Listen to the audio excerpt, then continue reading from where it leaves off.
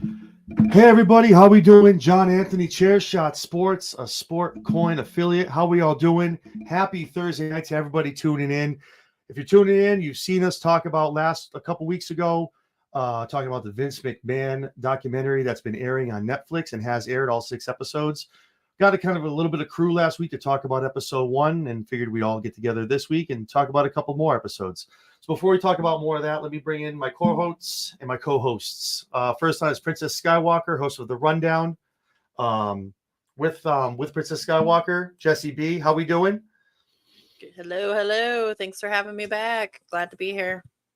Thank you for coming. I appreciate it. Also, too, I want to bring in a co-host with me at the Sports Entertainment Center, my boy Vinny from Suds and the Squared Circle. Hey, what's going on, John? Long time no see. Hey, I gotta be honest with you guys, man. This is my 4th show today, man. From recording it live, I'm toast, man. I'm trying. I'm really trying. I swear I'm good at this. Also, too, I would be remiss if I didn't bring in my good friend Matt from the B League Network. Anything Baltimore Ravens or Orioles, my boy Matt. How we doing? What's going on, John? Thanks for having me again. Jess, Vinny, good to see you guys. Had a good time with the episode last week for, episode 1 of the documentary. I just finished episode 4 about 25 minutes ago, so it's still fresh on the brain. Ooh, nice. Fresh in. I like that. Yes. Yeah, I rewatched it today myself. I rewatched 2, 3, and 4, so yeah, ready to go. I had to go back and check a couple. Actually, I got to keep this up so I can see. So like I told everybody, if you haven't seen, obviously you're tuning in, seeing us here, talking again about the McMahon documentary. We have a special guest we're anticipating to join us tonight, former WWE and ECW wrestler Justin Credible.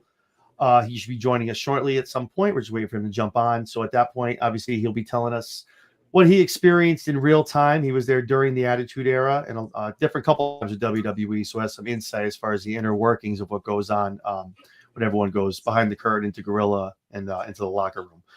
So with that being said, we'll just jump into it and start talking about it. Guys, episode 2 was called Heat. This was the one kind of where everything started crumbling down around Vince McMahon. Vince was on Donahue getting hit from a pedophile scandal in a circle going on with his executives, vice presidents. Also came out with the first female referee, Rita Marie, came forward citing it was sexual harassment and from Vince McMahon himself if she wanted to continue a career with the WWF. After watching just that episode, just kind of going just on the scandal, the steroid scandal, where he goes into the courtroom being federally indicted for steroids. What were your takeaways from that episode? We'll start with Vinny. I mean, all this stuff is stuff we knew. That's, so it's nothing that's really majorly new news for wrestling fans. If you're not a wrestling fan, obviously it's going to be more stuff that you're learning about Mr. McMahon. He did have a lot of questionable phrases during his interview area, like when talking about the Rita Chatterton case, it was completely consensual. But if it was something different, the statute of limitations ran out. So I don't know whether it's the blurred lines. It's, depending on what's real and what's fake, what's real, what's character work. It's still a lot of blurred lines for everything. Yeah, I think this is really when things started going public and people started seeing things. It was like kind of where what's the kayfabe that was still alive back then and what's really going on. Come to find out, doing some research, people actually thought the trial was actually a work. And it was something they were doing to garner interest into the WWF. So that's wild to me that they were that deep into it that people thought that. Jess, what were your thoughts? It was another setup episode. Like Vinny was saying, not a whole lot that we didn't really know. Most of the public didn't know. I mean, there's a lot of stuff that I myself learned. I started watching wrestling in 97. I was 12. I didn't do a lot of background research. I've never really done a lot of background research on it. So a lot of these things were newer to me. Superfly Snuka, I always knew that there was a dark cloud over his head, but I never necessarily knew what it was about. Right. So the fact that he potentially could have killed his girlfriend and they swept it under the rug and he got away with it, that's crazy to me. I wish they went deeper into that. And I would like to go deeper into that. I'm a true crime buff. That kind of stuff super interests me. So that's something I'd like to dig deeper into myself. And that Vince McMahon potentially helped cover that up. So not only is he covering up pedophilia, but he's also covering up murders, potentially. I mean, I'm not saying don't sue me. For fuck's sake, don't sue me. I'm not saying he did it, but I'm saying it was heavily insinuated that something happened. Sorry, ADHD. Something happened and it was covered up. You know, she doesn't just hit her head out of nowhere. Something happened. There's an entire Dark Side of the Ring about that, so you could check that out too. It's funny you say that too, because that's what I was saying. I'm watching this and I'm like, we're really not getting, again, episode 2, 3, and 4. We're going to talk about all of them.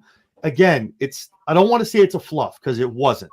You started getting into some, some topics that people want to hear and talk about. But I'm telling you, unless you see, Vinny, you just said you hit the nail on the head. Unless you see the word Vice at the corner of your screen, you're not going to really get a gritty, in-depth look at something of what they do. You know what I mean? Mm-hmm. However, whatever side they're seeing it, but you're going to get either this from Netflix or something else from Vice. You're not ever really going to get a true, A&E documentary kind of thing. You know what I mean? Yeah. Matt, what were your thoughts? Much to what Jess and Vinny were saying, this kind of felt like another Vince, not necessarily fluff piece, but it really showed the pompous side of who he is as a person with the cover up of the pedophilia, and then the cover up of the steroid scandal. For anybody that has any common sense when it comes to professional wrestling, everybody was juiced to the gills in the 80s and the 90s. So for him to boldly look into the camera and say that he didn't provide them, it's so hard to believe. And Hogan was so complicit in the distribution, the passing around, and the overall steroid era, because he was the first big star of WWF, and he was a 6'8" bodybuilding looking type of guy, and everybody was like, oh, he's making the money, he's front and center, he's main eventing, he's selling out arenas, so we got to look like him.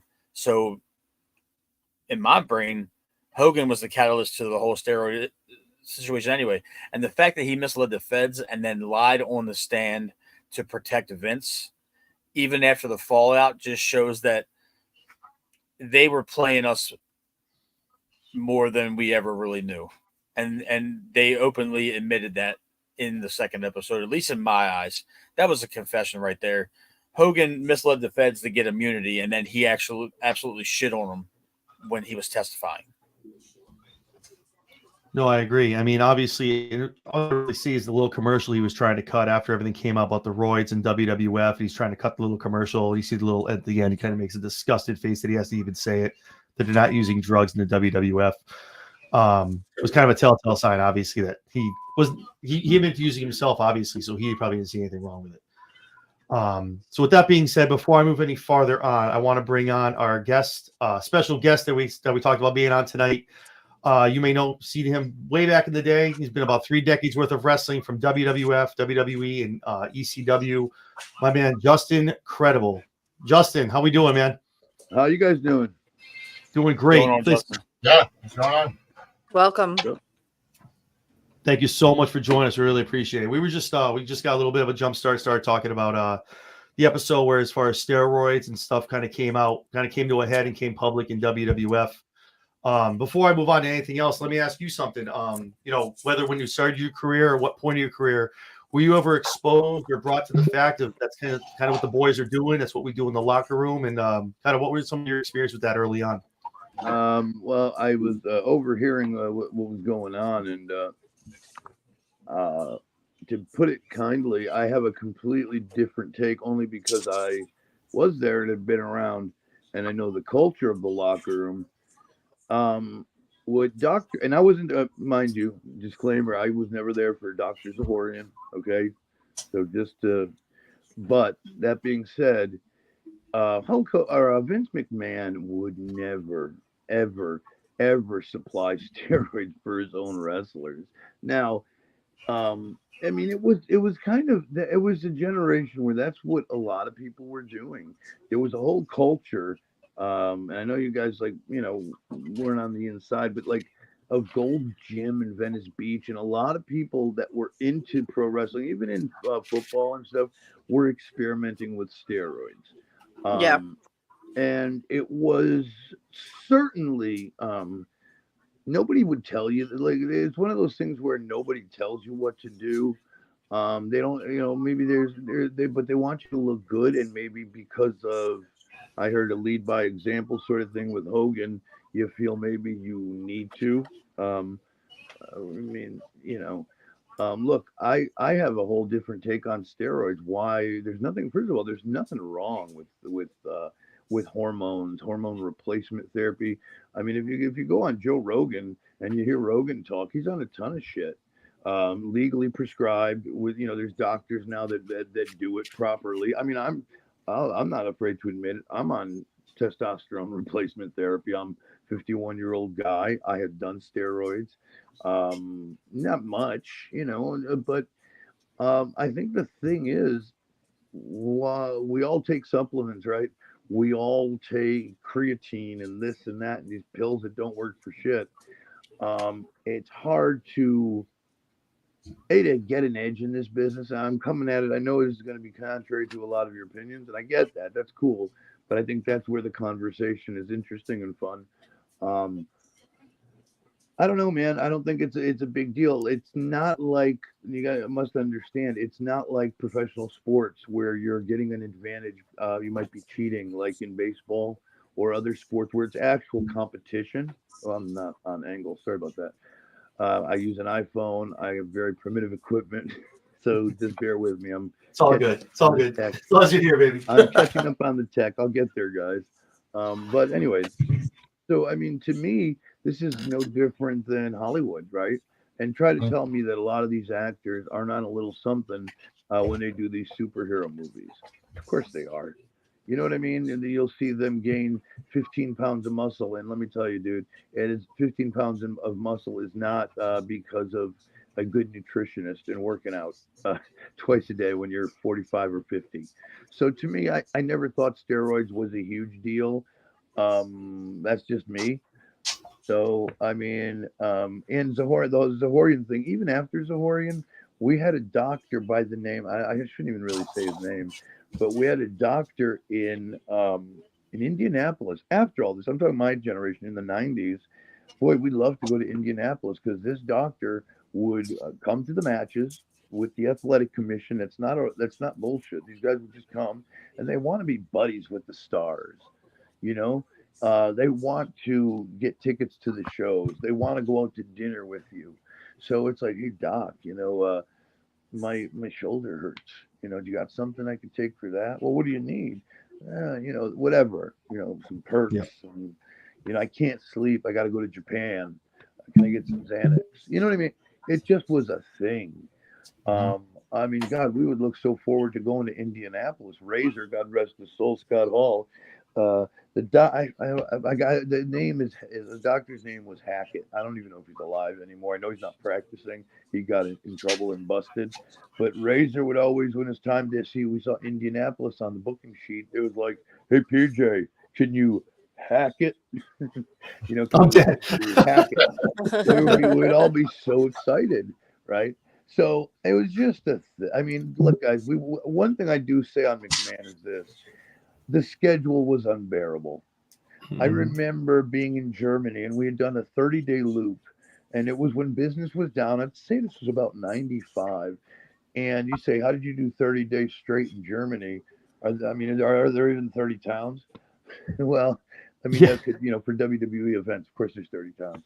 But, major events, I mean, Berlin, Nuremberg, we went every single town, the big towns to the shit towns. And I remember the last day was Zurich, Switzerland. And it was my 23rd birthday. And it's that famous picture of us all sitting there. It's not the big one. We were all on the bus. They're all on the bus. It's another one where me, Kevin, Scott Hall, Triple H, and I think Henry Godwin, and myself were all in the picture. It was my birthday, and we're all doing the thing. And it was 30 days of being on the road. And I remember when I was first match every night, my music was playing, and I was a good kid. I wasn't all drugged up. I wasn't on things. I was just trying to play it clean and down the middle. So I was still young. I was nervous about that shit. I didn't know about that shit really. And I remember having no choice. My music is playing, and they're yelling at me, Aldo, go, go. And I was so fucked up, hurt. Not fucked up, drunk or high, fucked up, hurt, and tired. And I just had no choice but to put my head, as they're calling me and my music playing, I'm late to the ring, because I had to wake up somehow and get enough, stick my head in an ice bucket for like 30 seconds, because I had to do something to get enough just to go through the curtain, and there's 15,000 people out there screaming your name, Yes, in Germany they did cheer Aldo, and I did get a good pop. European crowds. But anyways, but I'm just saying that point being that we went through a lot, and I think that really pushed drugs, not recreational drugs, not like we weren't doing cocaine. Maybe once in a blue moon you party on on one night in Chicago or something. But we didn't fuck with that shit or heroin, or that we were taking what we thought, hey, your doctor's prescribing it to us, right? Because we were getting, mind you, we were getting piss tested. Remember, they were doing that WWE US, like we were basically had a campaign during the New Generation. If you all remember, I know some of you were way younger than me. I just started talking about that where Vince came out and said we're going to be the standard bearer of being That was drug true, free. dude. Yep. We always got, we got piss tested because Vince was trying to cover his ass, but again, how the tests were corrupt in a way. I remember we were in Montreal, and I'll say this real quick. This is on point though to what I'm saying. We were in Montreal. Me and Razor were together. Kevin, Sean, and Hunter were overseas, and Kid was too. So just me and Razor together. And again, we were still driving a lot because flight business was not good. This was before the Monday Night Wars. So we drove from Montreal, Canada, if you guys logistically can picture it, and we had a show in Massachusetts. So it was a freaking hell of a drive. You know what I'm saying? So we smoked a little bit of pot because we had to smoke because we're not going to go over the border. Montreal had the best weed, and we wanted to smoke, but we didn't want to bring any pot over the border. God forbid.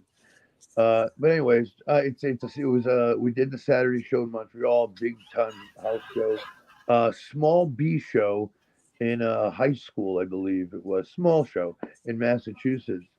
Well, you walk into the locker room, there was the sign. They literally had like a piece of paper. It said, and this is how politically correct the WWE was at the time. It said piss test on loose leaf paper, taped to the wall with the lineup. Okay, that was us.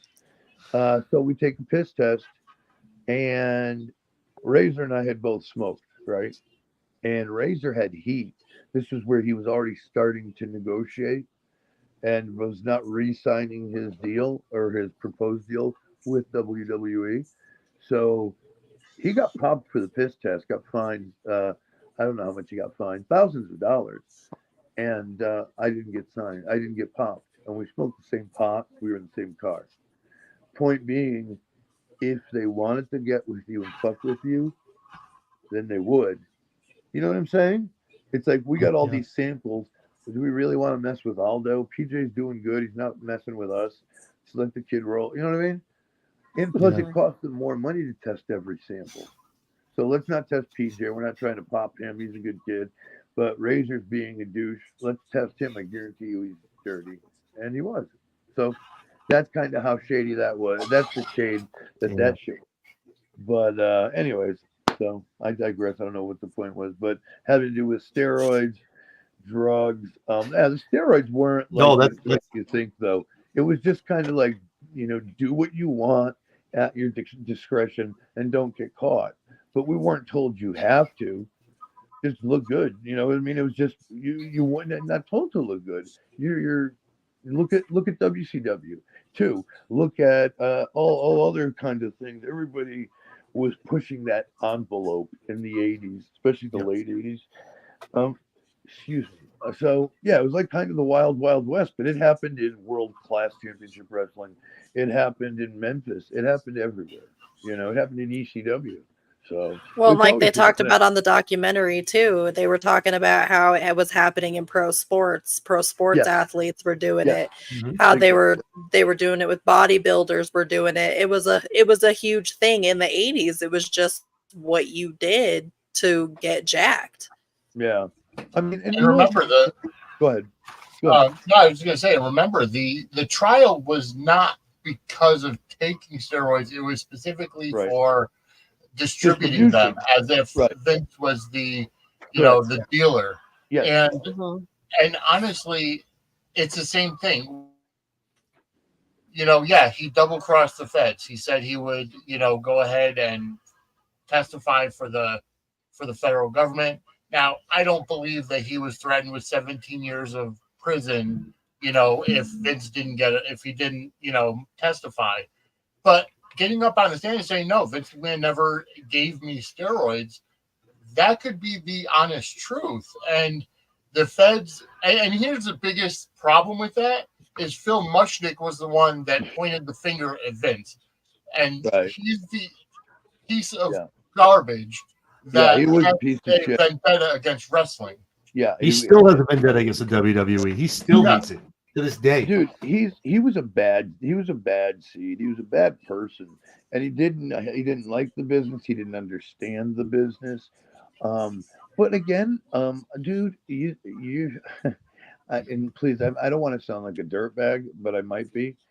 Um, I wish there was a freaking doctor there, fucking being like, "Hey, I got this and that. You want it?" Like an open air drug market, bro. That would have been like great, awesome. It was not like that, man.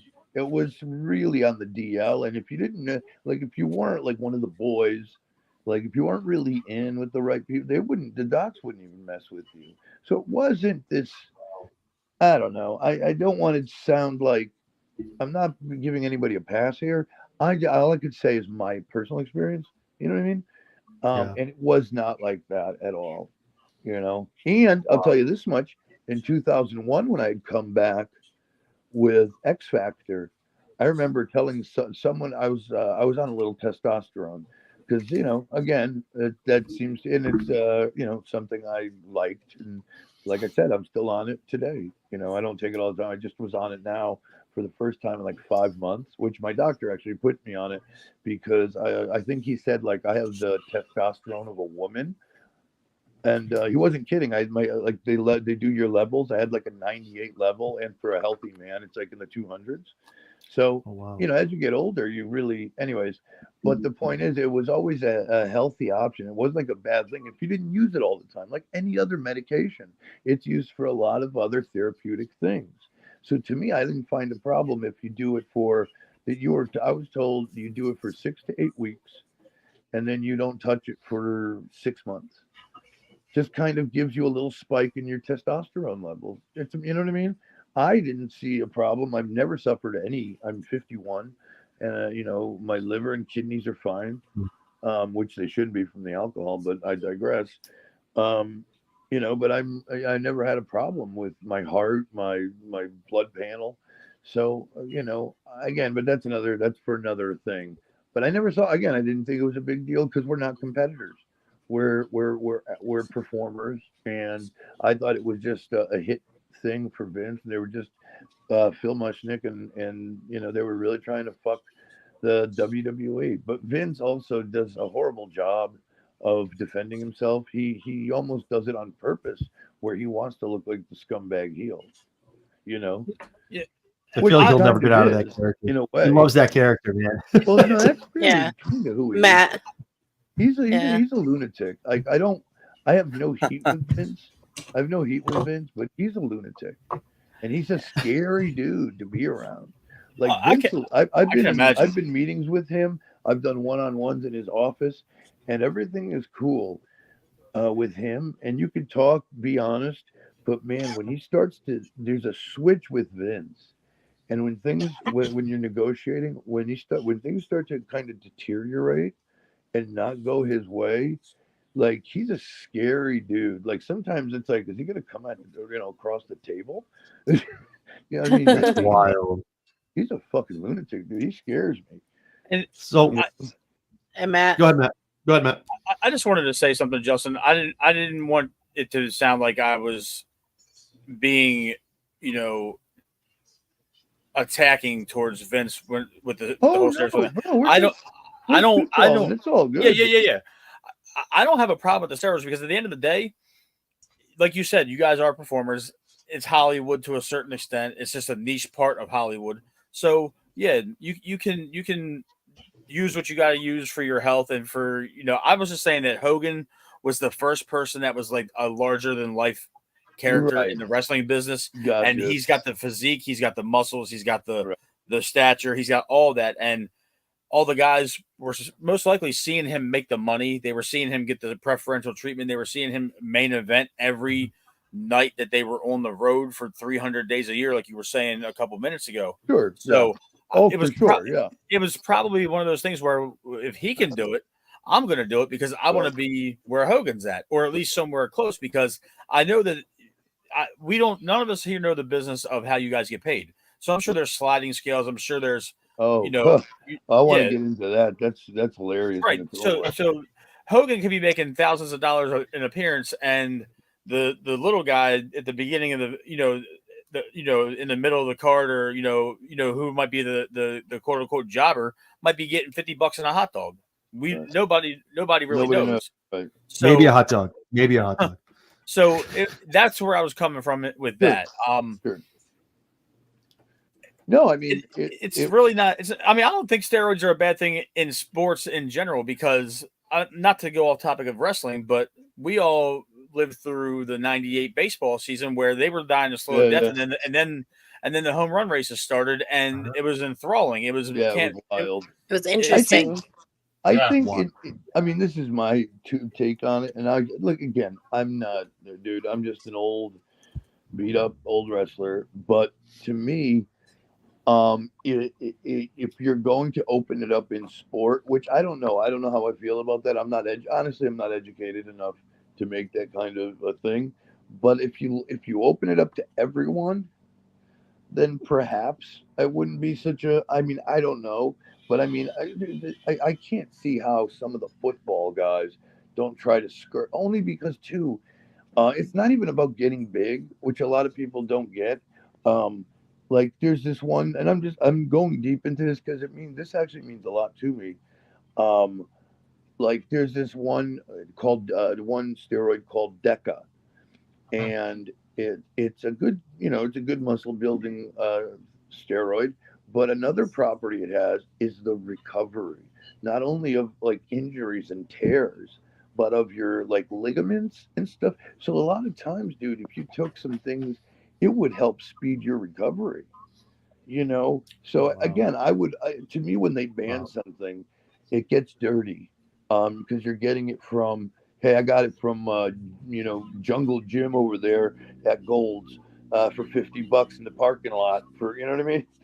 If you can go to a doctor and have it legitimately done, and maybe even test for levels, maybe the office and then the sports agencies could test for levels and stuff. You know what I mean? There's ways, but man, sometimes some of the stuff is miraculous for recovery. So I think a lot of that goes into play because, and especially then, right, in the WWE/F, you didn't play, they didn't pay, right? Yeah. So you were really, they Yeah. didn't encourage you to, but boy, you saw that calendar and you'd call your wife up. It's like, babe, I got 7 more days. I don't know how I'm gonna fucking get through this.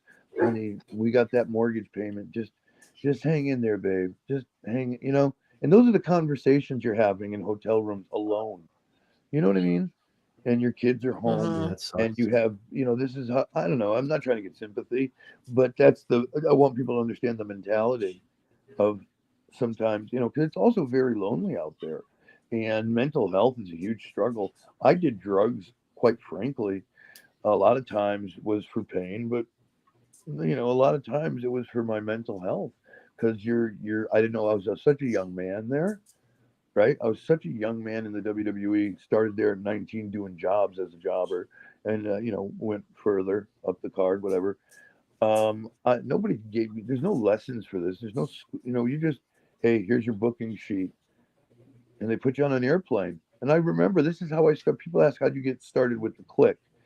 My first tour, well, they call it a tour, my first loop, where I'm 19, 20 tops. I get my booking sheet and a handful of excuse my language, I swear, my plane tickets. It's okay. I do it all the time. I don't want to be like that All the guy, time. but I get my plane tickets because that's All what they the time. did. Then this was no social media, no cell phones, right? So they'd hand you a television when we only did TV once a month then, right? We did a lot of pre-tape stuff. You'd get a stack full of airplane tickets, right, for you to use throughout. Never done this before. So I'm on my first loop and I fly into the town. It's like Shipville, Ohio. And everybody's getting their bags. And I'm like, holy shit, how do I get from here to the building? Because they only fly to the airport.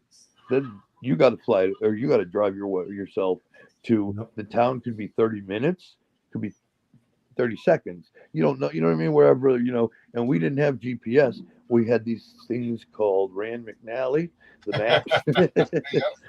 Old school, baby. Let's Old go. school. Yeah, well, it was the 90s, right? If you go past the White House, it's too damn far. You got to go back, take the left. Do you know how many times we stop at gas stations, especially at ECW? Where's the Jungle Jim's armory? Where they're selling hot dogs in front of it. But anyway, so I got there. I get my bags, and the agents, which now they call them producers, was the great Tony Gurria. I don't know if you know him. Yep. Rene Goulet, God rest his soul. These are all former wrestlers that were road agents, aka producers. Wow. And I think Chief Jay Strongbow was the third, because you'd have these kinds of guys, producing the matches. So I rode with them to the building, and so I'm just there. My first day on the house show loop. Scott Hall, Razor, comes up to me, he goes, "Hey, Puss, who'd you ride with?" I'm like, well, I can't rent a car, Scott. I'm, 21, 20 years old. I honestly don't remember anymore, but I'll say 20. Sounds sexy. I was 20 years old, couldn't rent a car, so I drove with them. He goes, bro, you're going to have so much heat driving with the office. They're all going to think you're a stooge for Vince, like trying to stooge information from the boys and report to the office. So I was like, no, man, I can't rent a car. He goes, from now on, if I'm on the shows, you're with me, kid. So that's how that happened. Hey. But you know what I'm saying?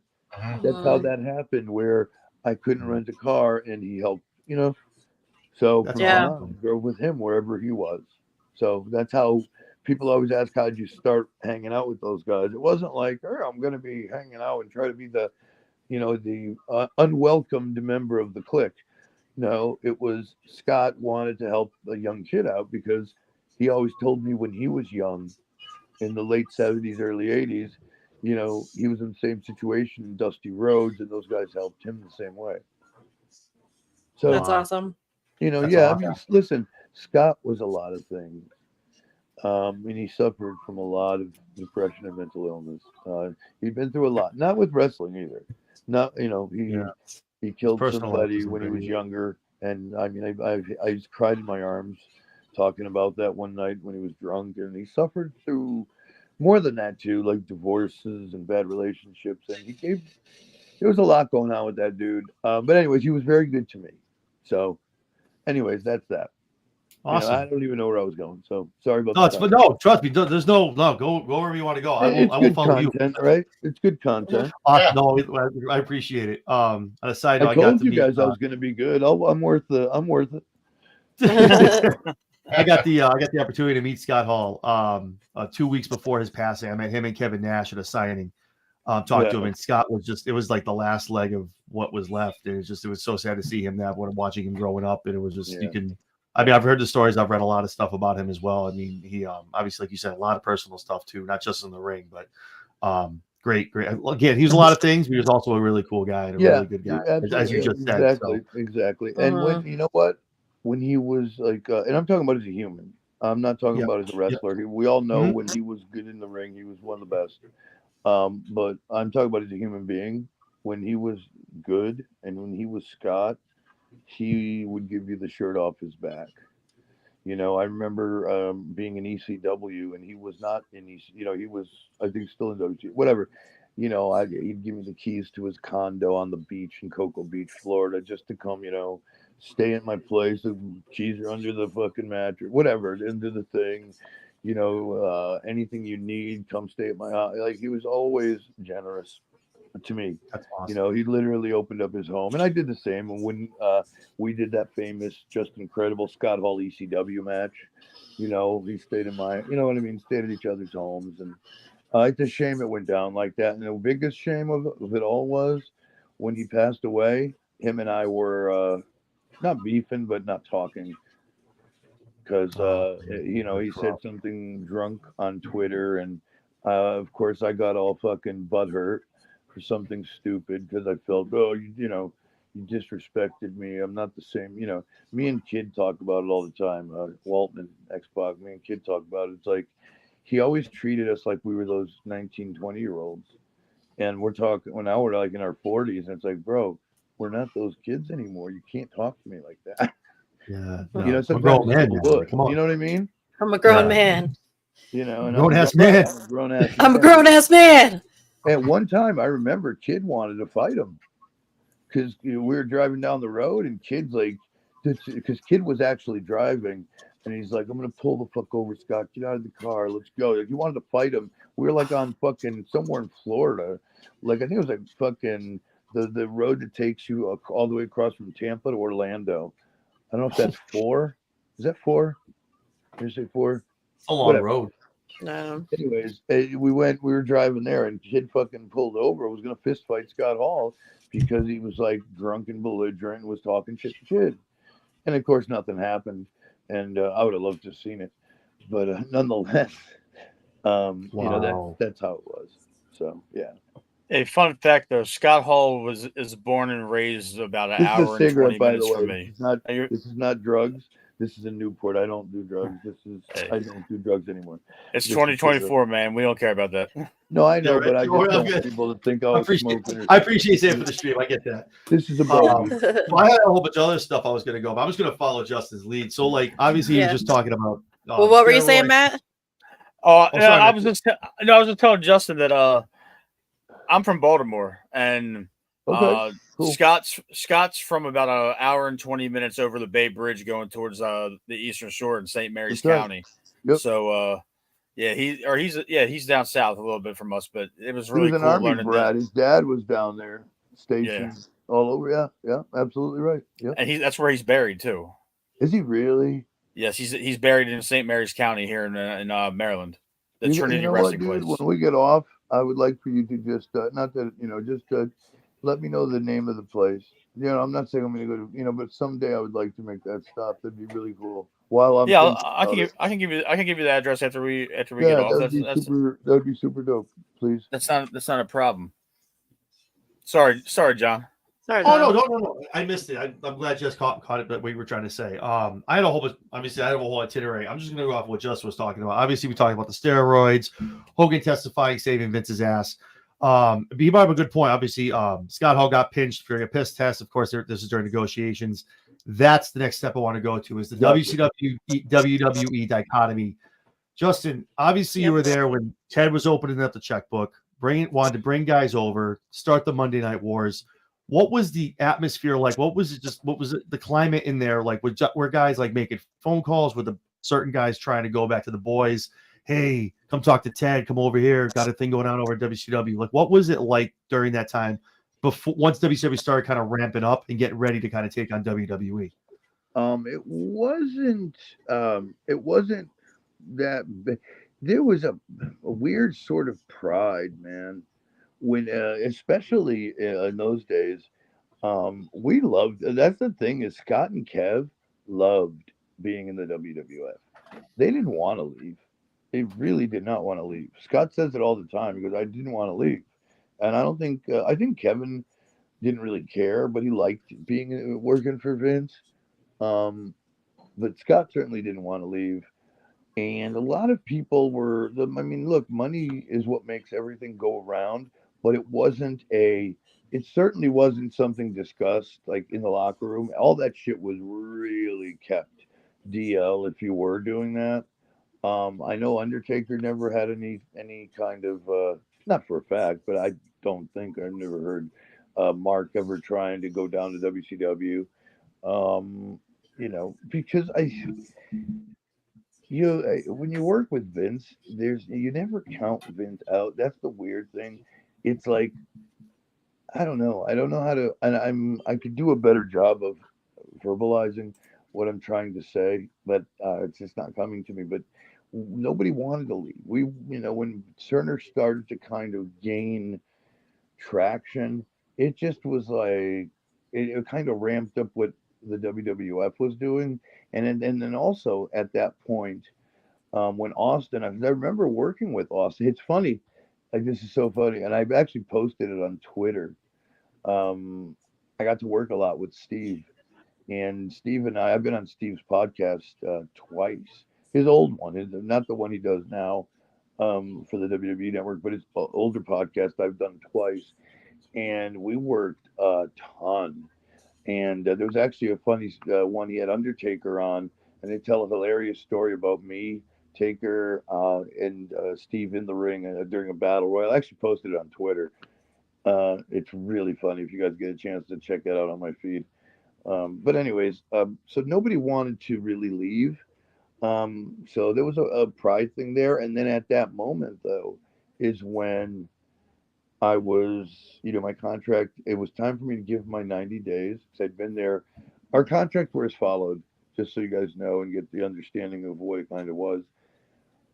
We would all sign, and these were general. Nobody got a different deal, not until Scott Hall and Kevin Nash. They kind of, they don't get enough credit from the boys, but Scott Hall and Kevin Nash were the ones that started the guaranteed money in the WWE. They were the ones. Because it never happened before. And Razor was on. Well, them leaving was such a big deal. Right. Exactly. Big deal, yeah. But at the time, we all got these, and Scott had it too. Undertaker had it too. I had it. We got these deals they were called booking contracts. They were all 3 years. And it said in the contract, the only thing they offer you is 10 television dates. Not even house shows, because that's where you made most of your money. 10 TV dates at $150 per date for 10 shows per year. So technically, you signed a 3-year deal with the WWE/F at the time. You're really only getting 30 shows for $150 a show. That's the bare minimum, right? That's called the downside. And I know you guys hear that all the time now. So, you would make, depending, now this is where you could tell how business was. We never got breakdowns and shit, but depending on how business was, like if we're in the Garden, we do a $200,000 house, Aldo Montoya opening match, I'd get $2,500. But then I go to Bethlehem, Pennsylvania the next night, we only do 2,000 people, I get $350. So you never knew, you know what I mean? Like Yeah. Aldo made like 75 grand in 95, 150 grand in 96, and like I don't know what in 97, but it kind of went up. 97 was a half a year because then I gave my notice because you had to give a 90-day notice before your contract expired to be able to negotiate. So that's when I went to Vince and I asked for my release because Scott and Kev said, "Look, we're doing great in WCW. We got a little stroke here, bro. Like, come over here. We'll get you paid. We'll talk to fucking Easy E," as fucking Scott would always say, which was corny. But it's like, "Eric, get you paid." So I went to Vince, and this is one of my one-on-one meetings at the old office in Stamford, Exit 9. I went in there, me and him, solo, and I asked him for my release. And he said, no. He goes, "Look, kid, I have, I've brought you in as a young man. We're trying to build you up and give you experience, yada, yada, yada. We want to use you. Obviously, Aldo's not going to be the thing. That's why we put the mask on you. This way, you can come back, pull it off, and you can do another gimmick. This is just kind of a get you ready thing. You feel me?" So I said, "Well, okay." So they sent me to Memphis for 6 weeks. Vince said, "We're going to teach you how to be a heel, bring you up as a new gimmick as a heel." And as you know, back then, they weren't exactly doing, with the ice dagger and all those names for Stone Cold. You know what I mean? If you remember his documentary or whatever, like Chili McFreeze, like before he Old school stuff. So yeah, Stunning and Steve Austin. all of it, and a lot of people got those shitty names. I know Taker did. We all did. I was a soccer player originally. I don't know if a lot of people know that. It was around the time of the World Cup, and I was supposed to be a soccer player. So Aldo at one point was a soccer player. So, and I told him too. I said, "First, Vince," and I told him, I didn't tell Vince. I told Creative. I said, "Aldo's an Italian name. Montoya is a Spanish name. None of this has to do with Portugal. It really doesn't." Like, I'm telling you, they didn't give a fuck. But anyway, so long story short, I go to Memphis for long story short, too late. But I went to Memphis for 6 weeks to learn how to be a heel. It was horrible. They starved me out over there. I had just gotten married. As they sent me to Memphis. So my brand new wife, future mother of my children, is with me, and like we're making $40 a night. I'm like, "Hey, honey, look what you married into." You know, I'm supposed to be a WWF superstar, which is how she met me. Oh, now we're in Memphis. Boy, that took a real shit turn. So, anyways, 6 weeks happens. ECW ends up being in Memphis because they were doing that angle, if you recall, with Jerry the King Lawler. Do you remember that? Yep, I do. They were there doing a show, like a recorded, like, to kind of further the thing, both for Memphis TV and for Philly TV, for ECW. I talked to Candido, who was a great friend of mine from the Skip and Sunny days. Remember? He did that gimmick. They were down there with ECW at the time. They'd already quit. And he was talking this shit up so much, saying how great Paul was and how amazing this company was. I was scared to death because I had heard ECW was crazy and they're doing all this. I was like, "I don't know if it's for me." And he goes, "Bro, it's not what you think. It's not the death match stuff. Some people do that, but we have wrestlers too." And they did, what I mean? They had great, the Malenko Guerrero. There's a nice dichotomy of everything. They had Shane Douglas. They had a little bit of everything. I didn't know that. So He flipped me off once when I was a kid. Yeah. Franchise. The best. When he was in WCW. Crowd work, baby. Crowd work. But anyways, I think I flipped him off first. Sorry, go ahead. That's quite no, that's fine. But anyways, Paul wanted me as well, and he convinced Vince because they obviously were already working together. He's like, "Look, Vince, give me this kid's contract." So Paul bought the contract out from Vince or whatever. I say bought out. They just probably said, "Look, take this kid. He won't go to WCW." They weren't afraid of me going to WCW. Mind you, hear me out. They weren't afraid of me going to WCW and like popping a rating or something. That wasn't. They knew I was a underneath / jobber as Aldo. I loved Aldo, but you know. But anyways, they weren't afraid of that. They just didn't want the perception in the wrestling business because the sheets and stuff were getting bigger. People were talking. The business was starting to change. They didn't want the perception of here's another guy. Oh, here's another guy leaving. Like people are leaving now. You know what I mean? Yeah. That's So what it ended that's up why starting to be. you know, The big let guys me were going go home. originally and let me go to Paul. That's all. It wasn't like I was going to go pop a rating. We're not going to let you go to WCW, kid. You might take over the business. It was not like that, but there was a reason for it. You know. So You know, obviously we were talking about McMahon and things like that. Did someone else want to say something? Matt? Did no, you have something? I was just gonna say to him, Justin, real quick. When you first went to the ECW, I was 11 years old when all this is going on. So I'm watching New Jack act like an absolute asshole on cable television at midnight, but I was a huge wrestling figurine collector when I was a little kid, and I had your figurine where you had the sleeveless red ECW shirt with the Yeah. jean shorts, the knee pads, and the Nice. wrestling boots, and it Yeah. came with a kendo stick. That shit was Yeah. cool. I still have two. It's funny you said that. I literally have two of them in the box in my top dresser. Not dresser. What do you call this? The nightstand.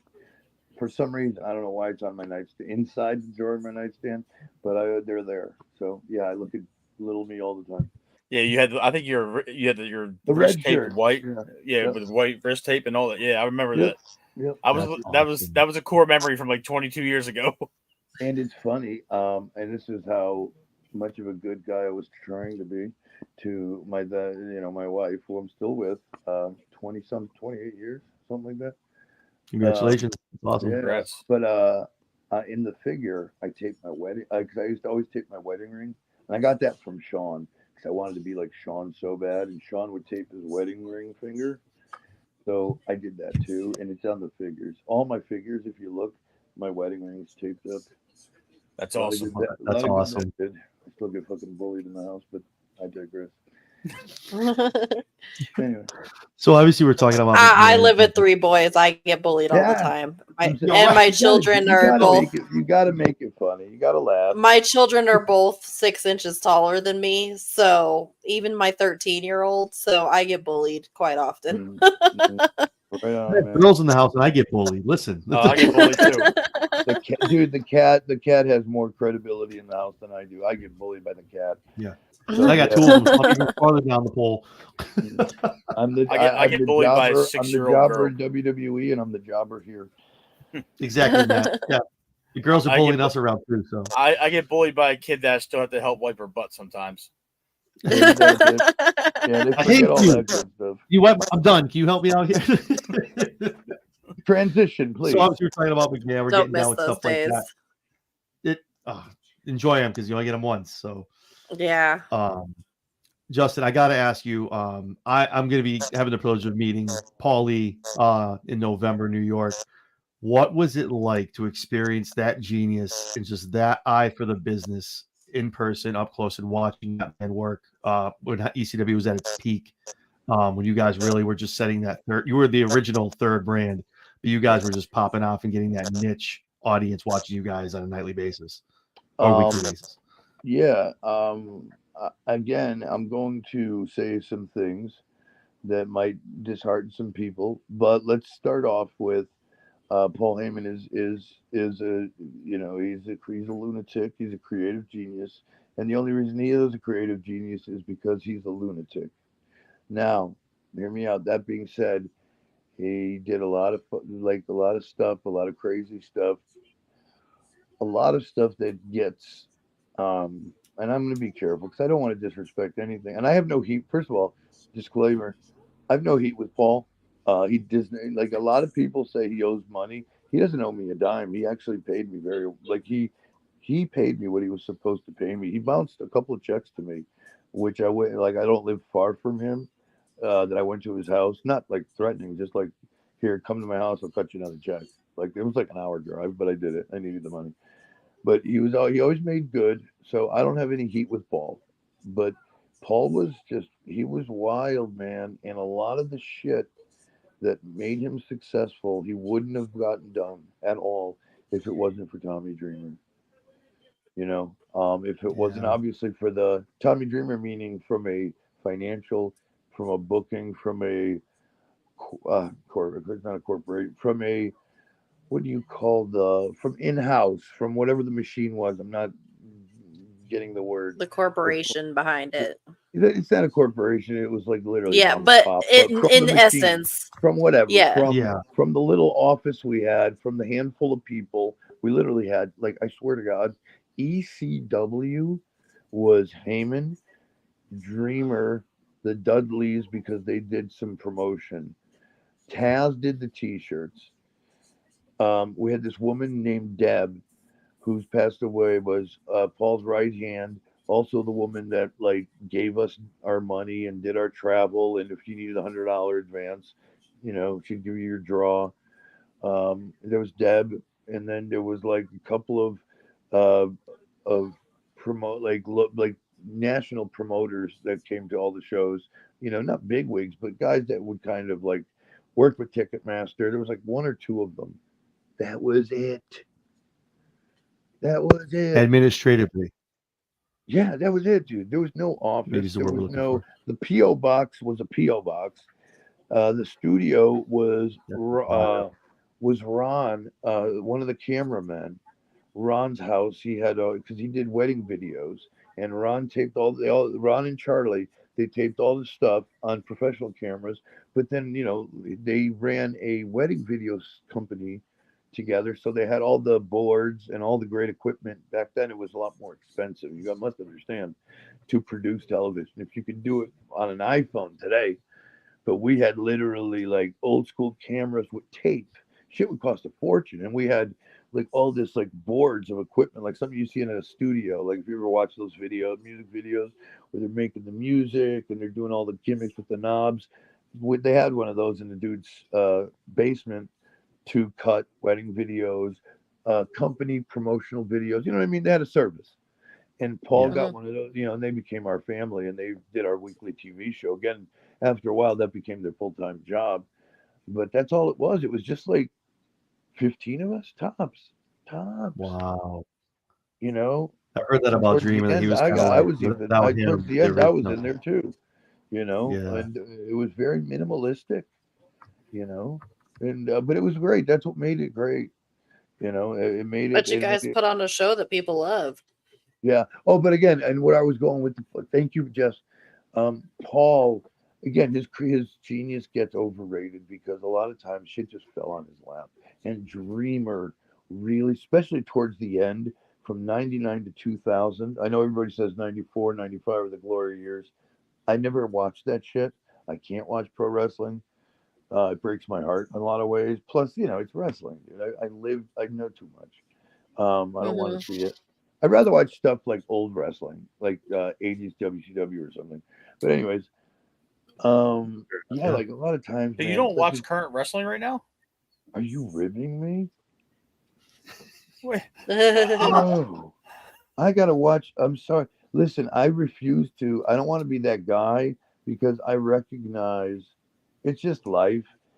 Everybody that gets to my age starts to, because everybody did it. I was doing it too to those guys back then. Look at these old farts. Like when I was trying to do a fucking tope dive and a drop kick off the top, it's like, oh my God, that's the shit, dude. Now it's like, that's the opening spot. I mean, he's not wrong. It's kind of and I get it. And it's only going to keep progressing. So I can't watch it, dude. I honestly have. My question I had for you is completely pointless now because it had to do with the documentary and real life. Because yeah, I was going to ask you about the curtain call. I know that I know John. I'm so sorry that I don't know if you had this on your list of questions. No, please go. Let's just go, baby. We're gonna have a lot. We're gonna do this more. We're gonna do this. Let's go, baby. Go ahead. I got a lot of shit.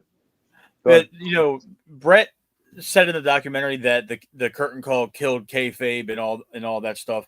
Right. And now you see what it is now. Like the fourth wall is broken down, and there's really no kayfabe anymore because of social media. Do you really believe that? No. Do you believe what Brett said, or are you more along the lines of that it was going to happen eventually? I don't believe what Brett said. And mind you, I have a lot of respect for Brett. I was trained in Calgary by the Hearts. So I'm not like a Sean guy. I mean, I am. I'm a friend, but I'm not like, just blindly defending anybody. I love Brett, but no, kayfabe was dead a very long time ago, guys. And we have to, if we're not being real, yes, that might have been the moment where you know what I mean? Like it was It to the really blurred viewers, the like lines. yeah, and I don't even know really though. If you think about it, Jess, I'm not sure because how did they? I know they shot it in a handheld, which back then there weren't even. You have to have like a fucking video camera from the '90s for birthdays. I don't know how they snuck that into the garden, but by the time that actually got out there, you know what I mean? It's like who saw that anyway? Like I don't remember how that all devolved or evolved, whatever the right terminology. You know what I mean? Like when Yeah. did that tape break and where did it break to? That makes That's perfect an sense. honest question. Honestly, I'm asking the question. Yeah. that's a I didn't even think about that while I was watching it. I That's just just I'm here. But anyways, no. To go back because I know we know, but I don't think anybody really knows. I think it came later, but yeah, I think verbally a lot of people had the sheets, so it got reported in print because print was still a big thing. Like the kayfabe sheets, Meltzer, Wade Keller, those were huge. Like the boys, dude, we couldn't wait to get home because we'd get home because again we're on the road, we don't get Oh, mail. I'd get Mel. home, I'd have 2 or 3 fucking stacks of sheets. That was my reading for the fucking airports and airplanes. I'm like, I'm gonna read about all the shit and gossip and all the, you know what I mean? It was, I love those things. Oh my god, I hate to say Was that this, a it's gonna thing? sound Did the gross. boy, you and the boy, you guys like reading the sheets? Was that a Oh my thing? god, it was like fucking Christmas. And then I'd be, dude, this is gonna sound gross, and I'm sorry to the lady. I would take a shit for hours because I would sit there in the morning, smoke my cigarette, have a cup of coffee, and just indulge in what I'm doing and what they think I'm doing. It was like, oh yeah, Wow. I'm not doing this at all. This is bullshit. And a lot of times, I shouldn't say this, but I was friends with Jason Powell, still am to this day. Great guy, bro. When I was on the tippity top, I would give him nuggets of stuff for fucking better star ratings. Makes Oh sense. that's You're yeah, not the awesome. only guy to do That's it. that's yeah. Oh, awesome. I'm I not the don't only care. guy by Hey, far. No, Good but it for was you, man. never something that was sold, that was told.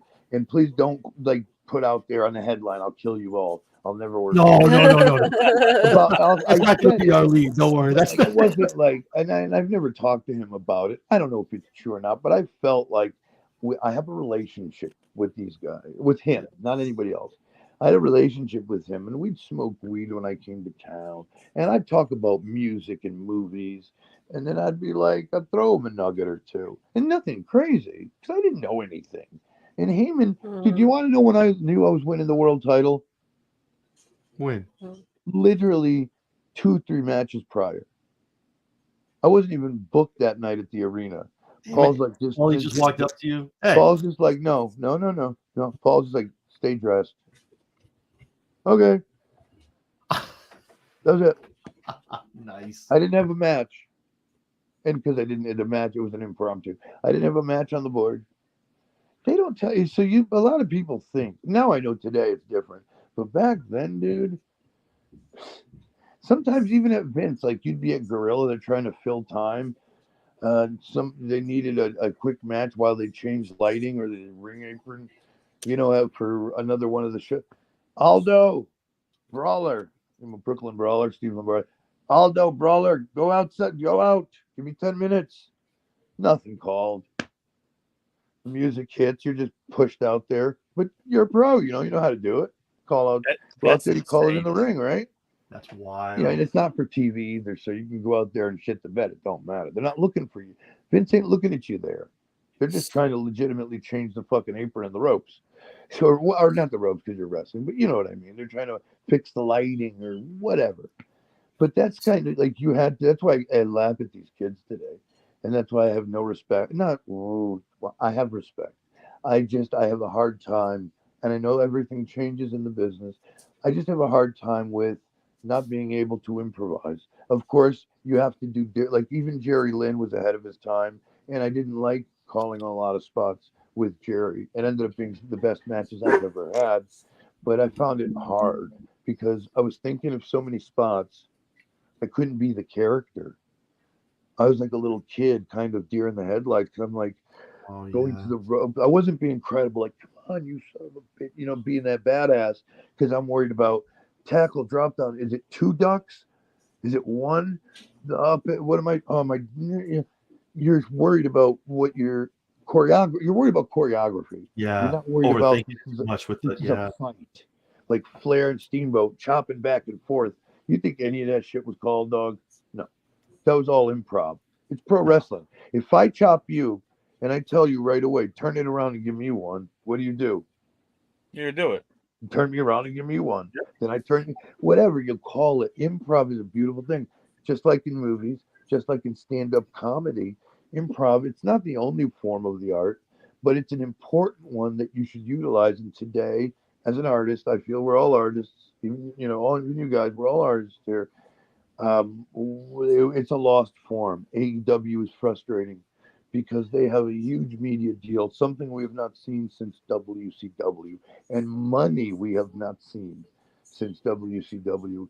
And I can't believe that it is what it is. Not because these guys are amazing. These guys and gals, I couldn't do what I do. I couldn't physically. At 25, I couldn't. So I'm not taking away their ability. I'm not. But guys, we got to, like, wouldn't it be great if you could do the fucking shit you guys do and then, like, try to make it look like a Rocky movie? Like, to me, the compelling nature of a match, and the guys do pull it off. But like when Rocky and Apollo were trying to climb the ropes because they're physically exhausted. I know that people do it nowadays, but it's very few and far between. And I just wish people would sell more. People would just more drama instead of, I don't want to see a gymnastics show. I mean, it's cool, but like it was cool when first time I saw something like that. I got so much to say. Was a Coliseum home videotape from 1984 or 85 when WWF first had videotapes.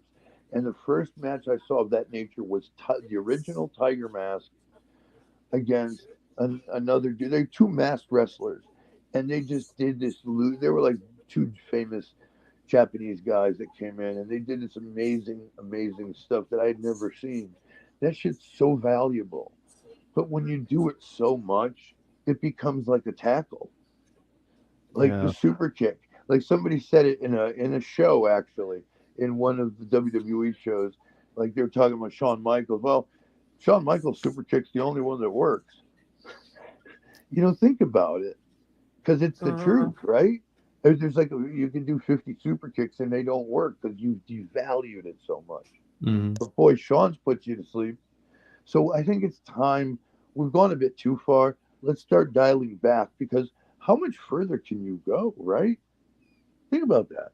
Are we going to be killing people next? Not literally. I don't mean any harm, but like throwing people off of something, or you know, how many more stunts? Like, because I hate when they do those big stunts where you get thrown off a Tron, and you really could see that you're falling into cardboard.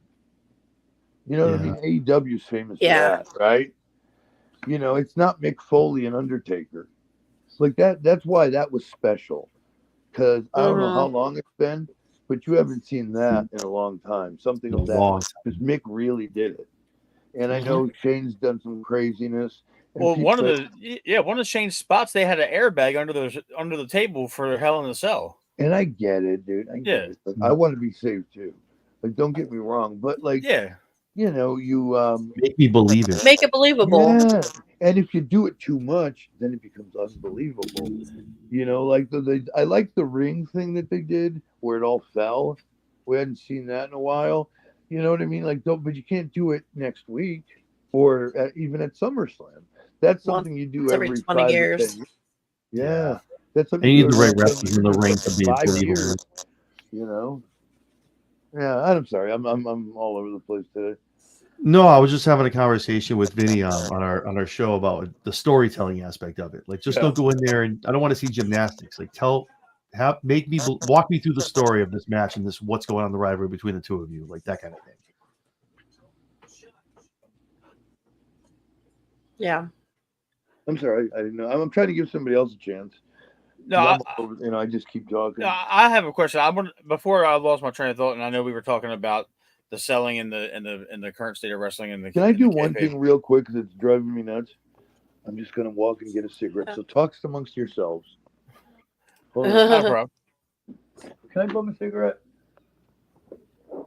Jess, I let John know in the chat that he had a little bit of a static feedback on his mic.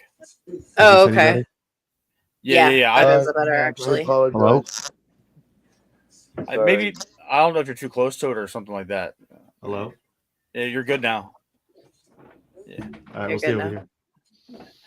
So, Justin, I wanted to ask you one thing. It was about the dirt sheets and the stuff that you told us about reading it.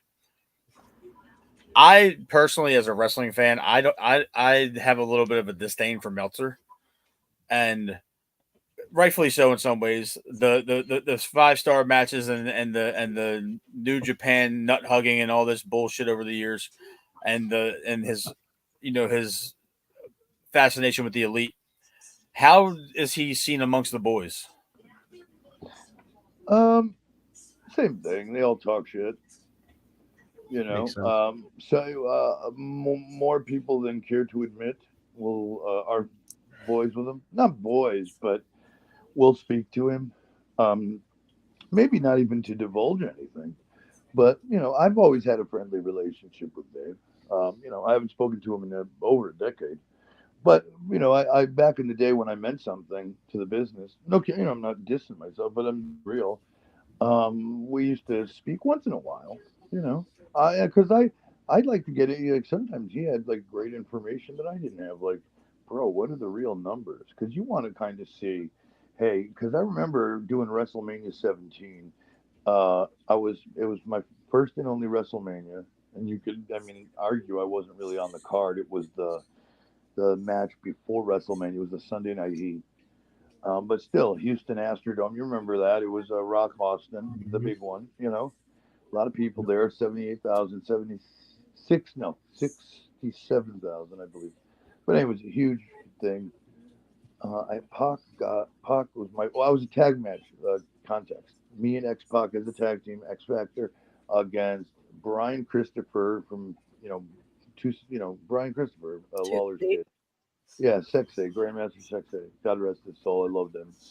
And Steve Blackman, because Too Hotty was hurt. Scotty Too Hotty was hurt. Opening match, I got $2,500, which is less than a Garden payoff. Madison Square Garden was a good payoff always. And I think Pac got like 25 grand. And like, wow, we're the same match, the same team. But that's how and you know how they do that, bro. At the time, and I have no heat with JR. I love Jim Ross to a fault, actually, because I like him probably more than he likes me. Not that there's any heat. I never did anything to him, but I'm a huge fan. Maybe that's the problem. But he was the payoff guy. He was the vice president. At the time, dude, they literally get, like, every night we would go to, there was always again, I say agent, they're producers, but there was always a guy, too, that did the money. They weren't part of the wrestling. It was like, remember Arnold Skoland, the Golden Boy?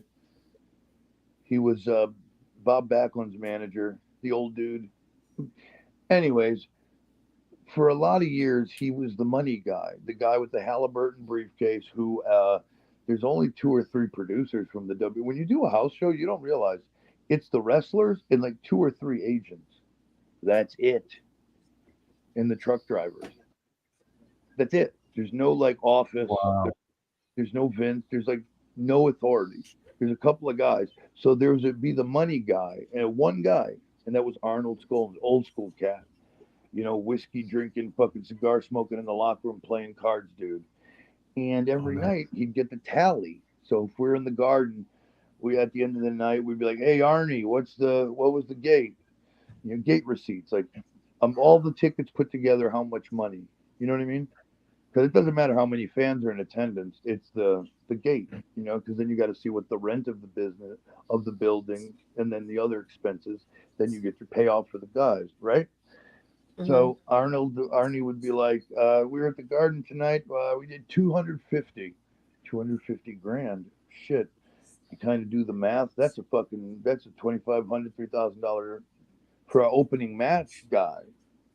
You feel me? So that was a good payoff. So you go, and then you go to Hartford, Connecticut.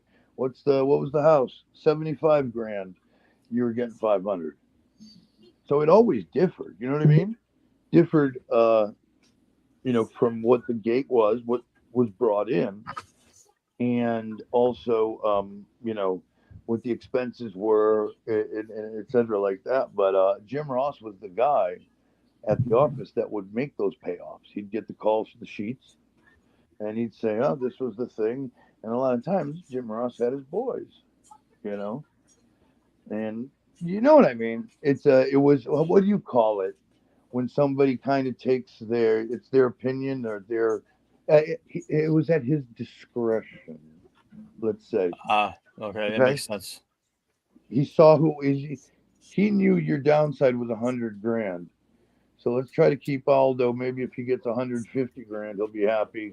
So, and then you're kind of playing catch up. It's like, well, let's give him this much for the Garden. How close is he to that mark we gave? You know what I mean? Yeah. They've already kind of figured out what you're going to make, right?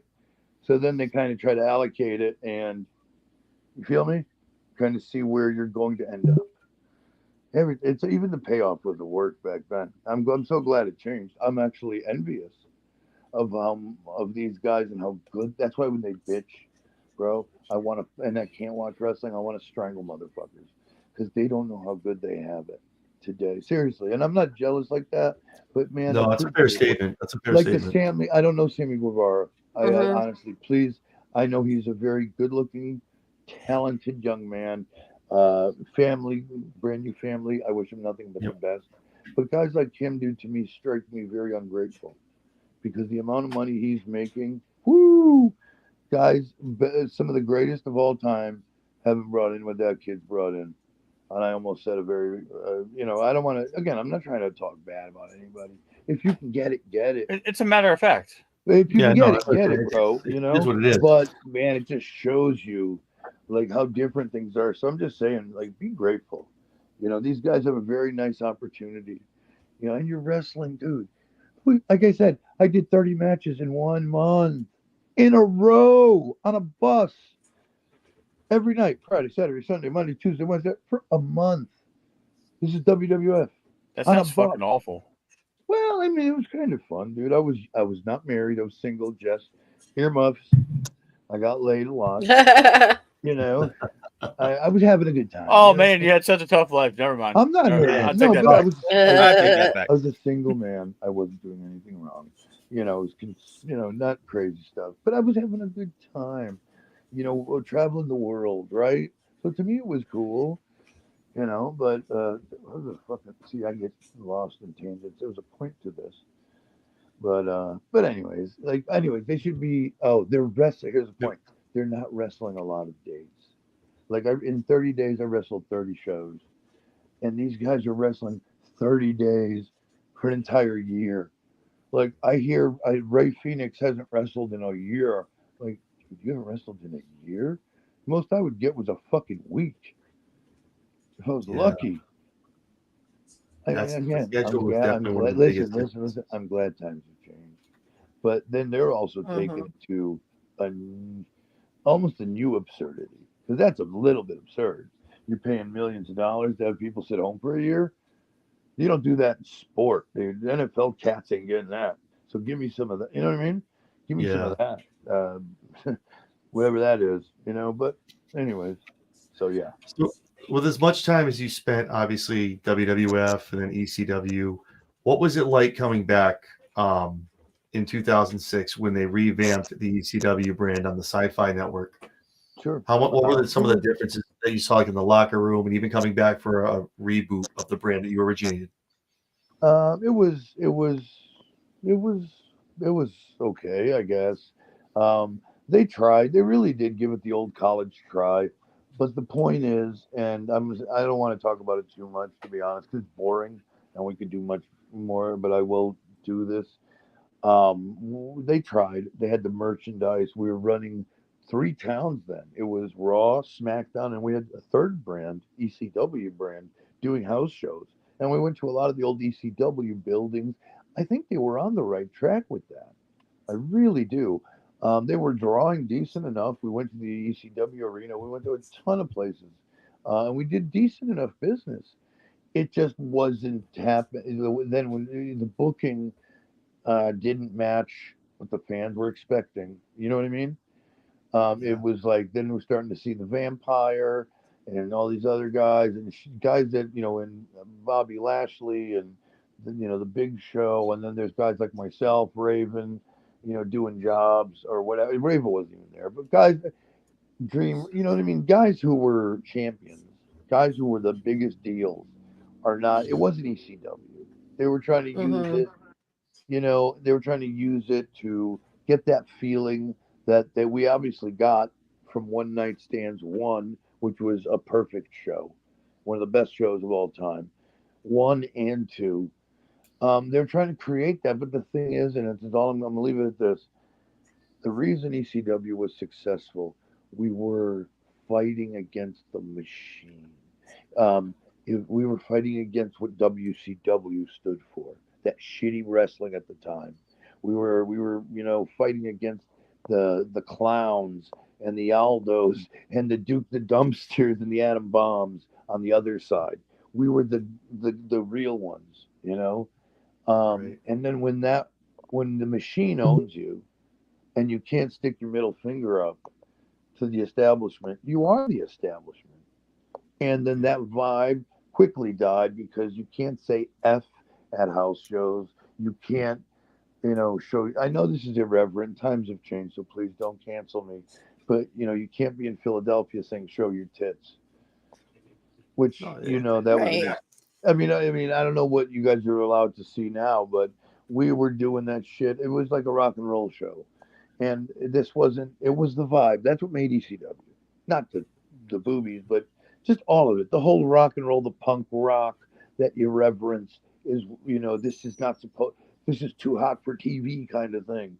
We lost that. We were just we're actually a shitty brand trying to keep up with Raw and SmackDown.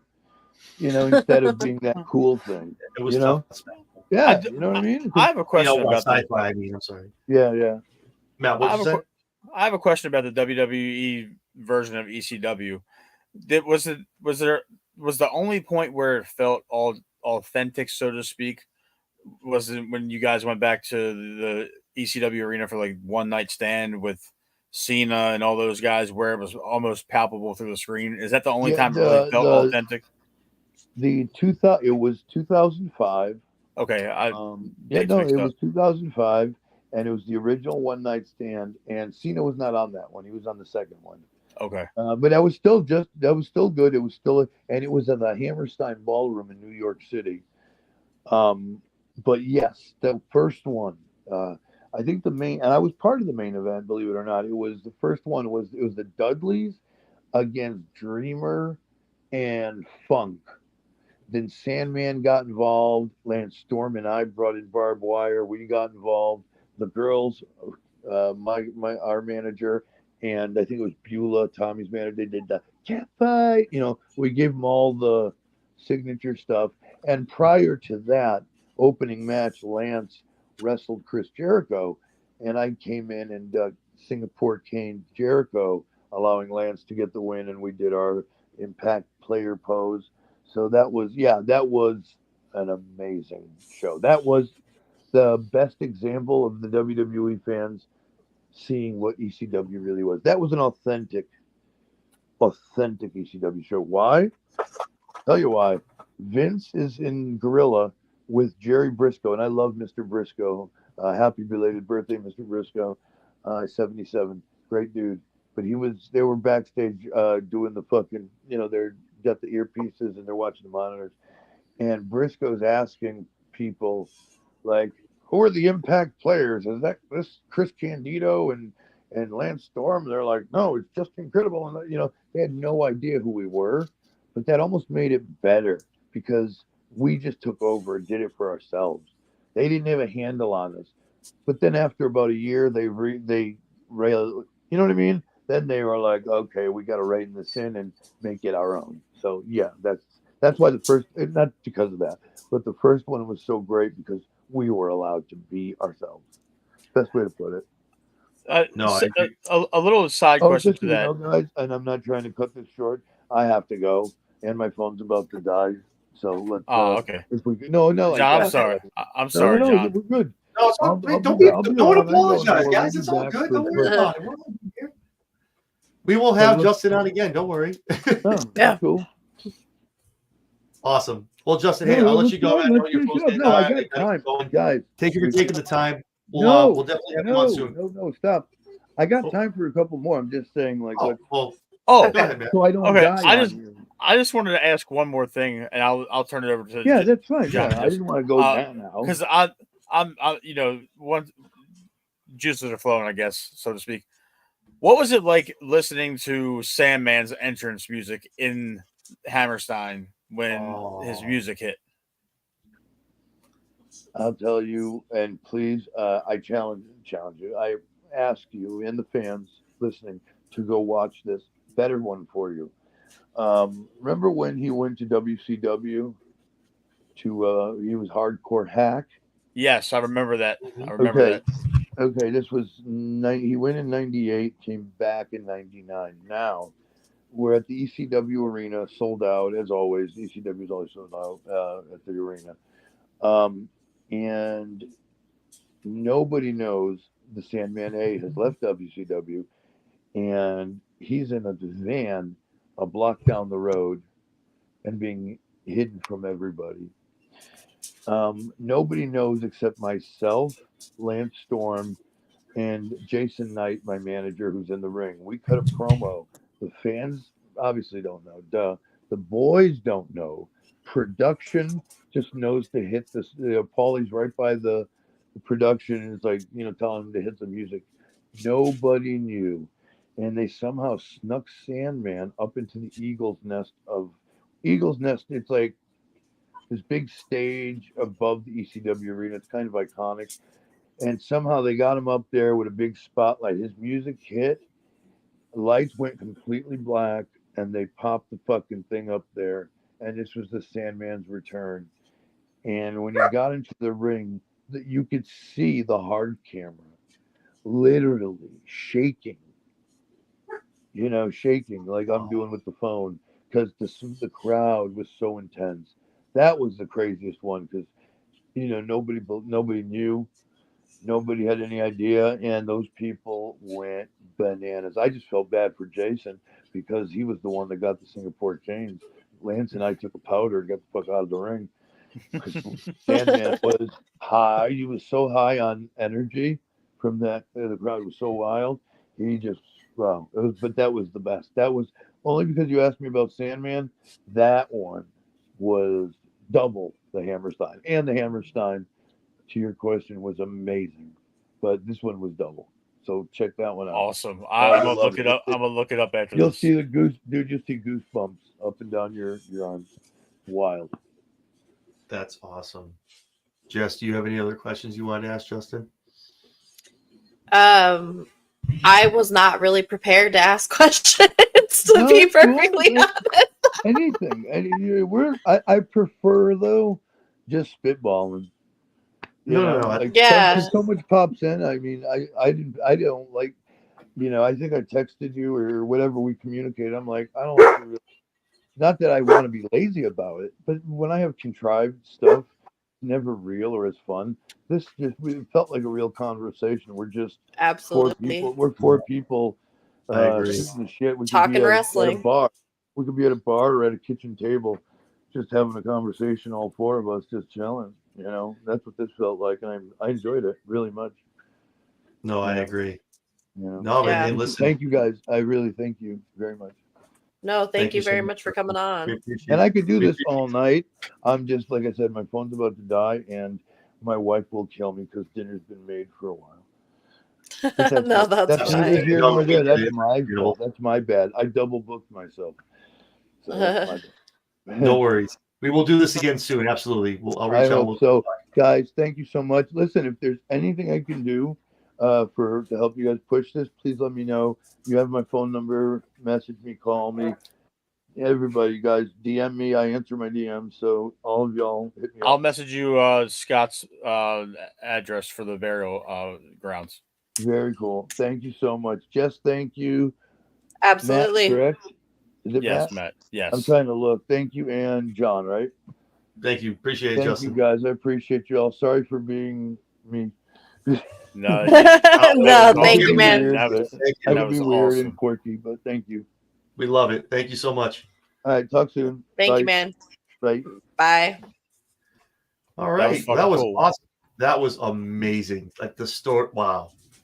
That was great. That was Yeah. better insight than anything we could draw up. I am so sorry I asked so many questions. I don't please. I felt don't like please. I was like, oh no, I'm taking this over. Like the host in me is No, just like, I'm oh, glad you John's did. gonna Oh, be do it, pissed. baby. No, I had, like I said, I had a whole thing, and then obviously Vinny left, but you got to go wherever Justin brought us. He brought us down roads like that was. I amazing. had 4 note cards full of notes and stuff, and totally just went over everything else. well, I mean, It was I guess cool. you and John can circle back to the episodes now. I don't know how much time we got left. You know, I mean, we really covered everything. I mean, I had a couple of questions for you guys. We can talk. Well, I can cover those the next week. We talk about 5 and 6. There's actually a couple of questions in the chat that we can bring up and talk about and go off of that. okay. Yeah, one definitely. So one of these, I have bad reading. I apologize. I have all my glasses on. Yeah, I got that for you. You want me to read it, or Thank you. Jess, you got it? Yeah, I got it. Do you guys find the Trish Stratus barking like a dog segment even more horrifying now that we know? Make sure we Can I shout out start with whoever- this one? Whoever question that was, though, make sure we shout out the Wisco Dippers 96. Wisco Dippers. Thank you so much. Appreciate that. Jess, go ahead and start with that. You know what? Watching it and hearing it from Trish herself and saying that that's exactly what we were trying to do, it doesn't make it horrifying anymore because she knew exactly what she was doing. She went in, she knew they were trying to piss people off. She knew they were trying to make people disgusted, and that's exactly what they did. She had no problem with it. None whatsoever. Nope. So it changes the whole situation. It really does. I agree with you, Jess. Jess, that you're 100% right. There's really not much more to expand on that answer.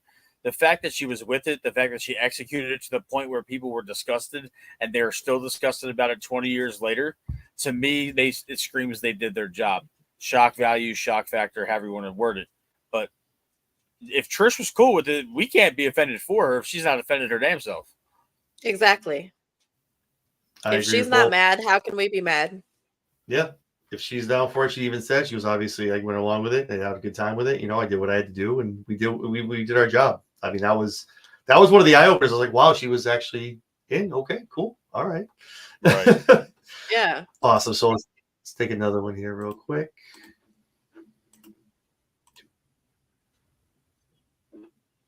Same guy. Wisco Dippers. Do you think WWE is right by deleting Chris Benoit? No. I can. You go for it. Go ahead, man. Yeah. I mean, because I think about this a lot because he comes up a lot now more than ever, and especially with the state of the world and how many killings and suicide type of issues are prevalent in American society. I think McMahon downplaying the CTE factor to him, and I know that's going to be in next week's episode, which I'm totally cool with, but the man took a lot of punishment. A lot of his moves were centered around head and neck, emphasis, the headbutt, the suplexes, the snap suplexes. He was he was a perceived stiff worker from interviews I've seen about the way Benoit was, even though he was regarded as one of the best in ring. it's very hard to think about the good times when that's how his life and the life of his son and his wife ended, because that's the lasting memory that you have of Benoit. My memory of Benoit isn't him beating Eddie for the championship. My memory is him being found on a murder-suicide Mm-hmm. in his home. And there's a whole segment of fans out there that think Kevin Sullivan set it up. That's a whole rabbit hole. That's a whole other show in itself. But I think they're right by canceling Benoit, because you do, to a certain degree, got to safeguard the legitimacy and the money making capabilities of your company. If you openly acknowledge Benoit in any sense of the matter, it's bad business, because in today's day and age, you can go dig up anything from years ago. It's archived, and the last thing you need, honestly, is people constantly being reminded of Benoit. We don't need him in our face to constantly remember what happened during that horrific time period, because it's still very real to a lot of the performers that are still alive, that experienced that in real time, that traveled with them, that wrestled against them, that partnered with them. It's still very real. Yeah. I agree. Jess, you have anything on that? I think it is right that they did it too. And it's simply by the fact that he killed his child. And that's just inexcusable in my book. Yes, he may have been a great wrestler, but that's so overshadowed by the fact that he killed his child. You don't hurt kids, period. And that could just be the mom in me. Just don't. That's not, I mean, that's the proper instinct. You just don't. Like, you're supposed to die for your children. You're not supposed to kill your children. But yeah, like Matt said, that could be a whole episode in itself. Yeah, we could sit here and do a whole episode on Benoit. Absolutely. And especially now, I mean, if you go down, depending on what avenue you go down, there's new evidence, there's other stuff. Was it him? Was there people in the house? Kevin Sullivan's been brought up speaking his name. Like, there's a whole thing of the whole thing. But at the end of the day, from the evidence that we know, you can't condone any kind of behavior like that. Like Jess said, as parents, all three of us, you protect your children. You don't hurt them. So it's I feel like WWE had no choice, but that was a knee jerk. Like, we need to do this. We're doing it now, and he just had to erase it. Unfortunately, everything really Chris Benoit related. So, which is unfortunate, because again, great wrestler, but unfortunately, at the end of the day, all you remember is the last. And there were some big matches, huge matches. Him and Eddie, like in WCW, we could. Right. It's wild, but and it's all just gone. But yeah, like Justin said, when the machine's got to protect itself, and I mean, at the end of the day, they had to kind of take away the part that could hurt them the most. So, but yeah, exactly. So, guys, this was awesome. 2, 3, and 4, man. I mean, a lot to cover. Justin brought us down a lot of avenues with the things we wanted to talk about. Regardless, this was awesome. Vinny had to get out. He has to get up at 4 a.m, so he had to bounce out a little after 9. So he's gonna try to stay up a little later next time. But guys, I really appreciate taking the time. Again, thank you so much, Justin Credible, former WWF, WWE, and ECW wrestler, joining us for a little while, kind of giving us some insight that's a little invaluable you won't find on Netflix documentaries. So, with that being said, guys, it's been a blast. A lot of stuff covered today. Matt, I'll start over with you. Matt, where can we find all you guys when you're talking wrestling with us? When I'm not on this gracious Chair Shot Sports Network with you, with all you guys, I am over on my Twitter page, X, at BWATB Podcast. I am hosting a new show with Daniel Wilcox, Believe in Ravens. We just interviewed Coach Brian Billick last night from the 2000 Super Bowl team. It was really a cool hour or half-hour discussion with Coach Billick. So, check that out on my page. It's available on Spotify and Apple, and I think iHeart right now. So, yeah. Awesome. Right, iHeart too? Get it, baby. Okay. All right. Yes. Awesome. Jesse B, where can we find you at? You can find me on X at Princess Skywalker 10, and you can find me on YouTube at The Lowdown with Princess Skywalker. Like, subscribe, tune in. Going to be starting back with the weekly episodes. My episodes are mostly ECW centric or AEW centric. My apologies. So that's usually my niche, but down to talk anything. Awesome. So again, thank you both guys. I really appreciate the time. I'm John Anthony. You guys can find us everywhere on the socials at that tag. YouTube, if you're watching this right now on YouTube, shoot us a subscribe and a like. We appreciate it. You also follow us over on X, over on Instagram, on Facebook, and on Twitch as well. So awesome, guys. Thank you so much. I think it was a great time. Justin's already texted me. He wants to come on for episode 5 and 6. So yeah, we can definitely be excited for that as well in the future. So cool. Awesome, guys. All right. Awesome. Well, for Matt, no problem. Well, for Matt, for Jesse, for Vinny, and for Justin Credible, I'm Johnny Anthony, guys. Thank you so much. Everyone have a great week. We'll see you next time. Peace out. Thanks for having me, man.